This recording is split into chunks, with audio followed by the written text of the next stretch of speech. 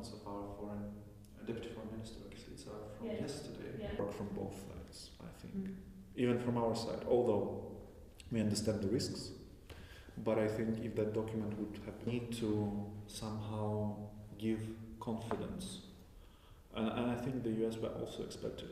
So speaking about any agreements of Ukraine for any peace plans, I would say there is no final version of any peace framework so far.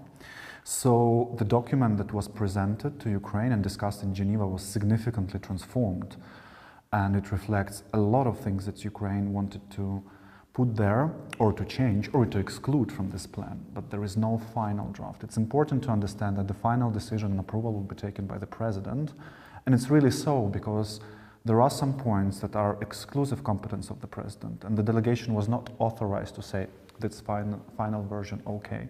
So I think the process is still ongoing, and it's very premature to say that something is agreed upon. Talks in Geneva, the Americans are working on the document,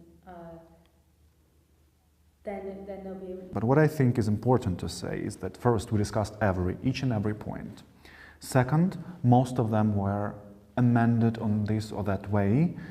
Somewhere it was a substantial amendment, somewhere it was editorial because it was important to remove duplicates, for example, or to make it more clear from the legal standpoint.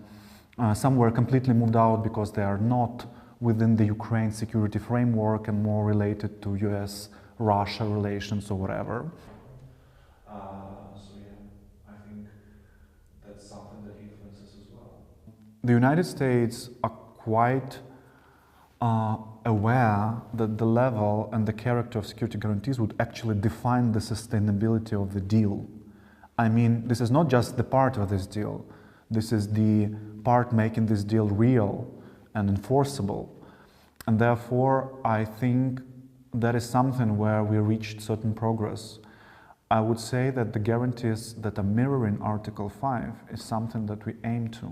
Because while there is no consensus on NATO membership of Ukraine, the only thing that can compensate, beside our own army, which actually remains the main security guarantee, like above all of them, but from the partners, the guarantees that would actually somehow reflect Article 5, that is something we aim to. But I believe that it shall be elaborated not only this framework, there shall be a strong legally binding agreement that would be not only signed but also ratified and pass through all the procedures necessary to make it sustainable and long-lasting.